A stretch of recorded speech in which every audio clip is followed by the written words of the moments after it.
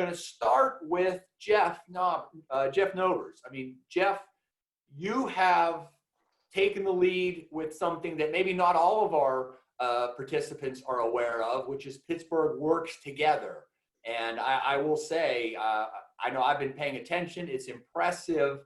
And from your leadership at Pittsburgh Works Together, it really made for a nice transition into being supportive of the Commonwealth's COVID comeback. So I'm going to hand the floor to you, sir. And as Matt said, if you've got questions, get them into the chat room. I will be looking at them and making certain that we get your questions answered. Jeff, I will hand it over to you, sir. All right, George, thanks. Just a little background on Pittsburgh Works Together. We really started the organization back in March of this year, put it together November, December of last year. And it really resulted from a couple of our energy companies, CNX and Range, especially US Steel, Peoples, a few other utilities, and our construction labor unions. Just deciding that our interests weren't being represented by many of the economic development groups that purportedly were promoting the region. You would often read their background pieces or their missives, and they would talk about technology, they would talk about healthcare, they would talk about academia, robotics, yet somehow they never mentioned energy, which of course is critical to anything that you want to do, and they didn't mention manufacturing, and they wouldn't mention the construction unions or labor generally speaking. So we just felt it was time to sort of take a stand and promote ourselves. So we launched in March, and the next day the governor shut the state down for COVID-19. So our timing was impeccable. But what it did do is it allowed us maybe to sit back a little bit and see how this played out with COVID. And make no mistake, I mean, this has been just a devastating thing to happen to our state, to our country. But out of that comes opportunities that otherwise may not have been there. And to us, a big one is this reshoring of manufacturing to our country. And beyond that, when you look at southwestern Pennsylvania specifically, which is where our primary focus is, but from the basis of the entire state, we are very well positioned and in some ways uniquely positioned to be a leader in this. And it all starts with the fact that we have abundant and inexpensive energy. And people can argue all day long about solar and wind and hydro and all these other alternative forms. But we have to deal with where we are today. And where we are today is we're in a unique position. And, you know, as part of really launching the organization, the other thing we looked at was, okay, so we have all these assets. How do we get companies to come here? How do we get companies to stay here and expand here? Well, it's no secret, and certainly the three gentlemen with me here today, you know, are fully well aware, Pennsylvania is not known as a friendly state to business. You know, between corporate tax rates and regulations and policies, and we're not anti-regulation or policy. We believe many of those are important, but we have to show the business world that we want them to be here. And part of that is what can be handled legislatively. And I think the other side of it has to be handled more, I mean, quite frankly, from a marketing perspective, letting these companies know that we welcome their business, that we welcome them coming here, and to sort of change the tonality of a lot of the conversation that goes on in the state. You know, the environmental groups and the anti-business groups, who aren't all necessarily environmental groups, get the lion's share of the attention. You know, they can say whatever they want, and they go unchallenged. You know, whereas if we say something, you know, it's constantly challenged, or if it's even reported in the first place. So, you know, that's where we think we can play the role.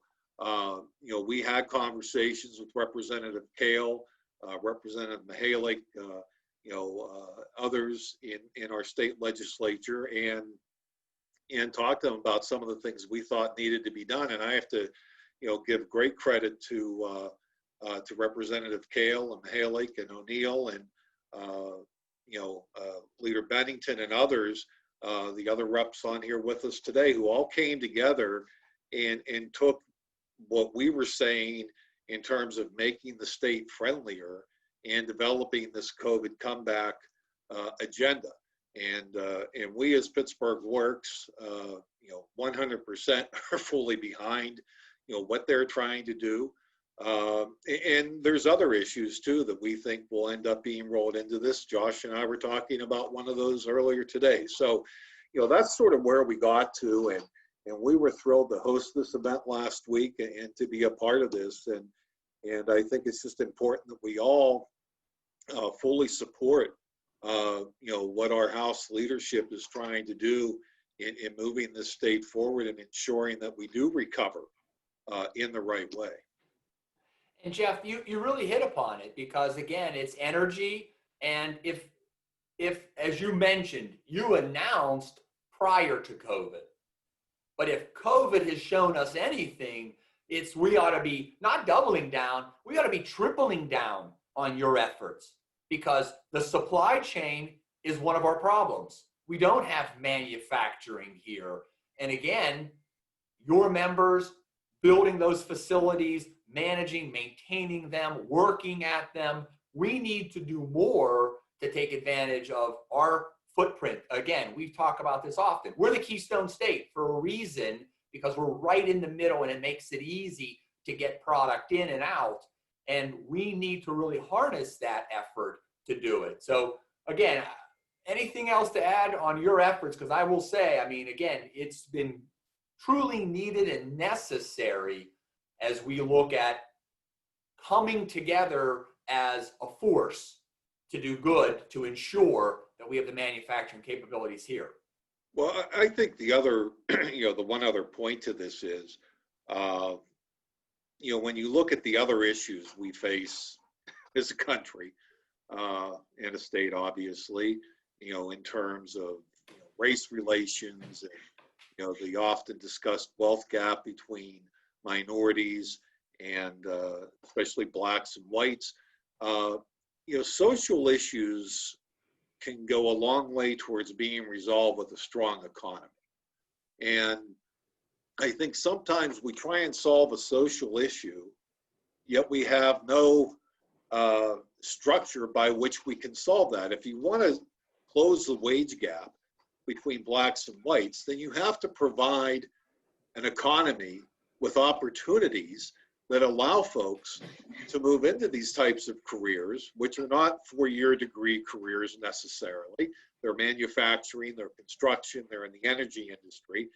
And that's how you close that wage gap. So by the very same groups that want these things done are oftentimes the ones that are saying, we don't want the gas industry, we don't want fracking, we don't want petrochemicals, we don't want this. So I'm not really sure how they propose to resolve some of those issues that they often address. So I think that's a subset, to what we're trying to accomplish, and a benefit that can come out of, what goes on with what we do on the business side of this. I'm sort of curious. I'm going to throw this over to Jeff in the sense of, here we are 2 weeks after the 14th. What are you hearing from your labor partners, whether they be in Northeast Pennsylvania or in Philadelphia? Is this raising the bar on Pittsburgh Works Together and what we can be doing statewide? Clearly it has. Obviously communication with the other labor unions and with our construction unions is pretty open. And we were very supportive of, I believe it was 1,100 that affected the petro plants in the Northeast with that tax incentive.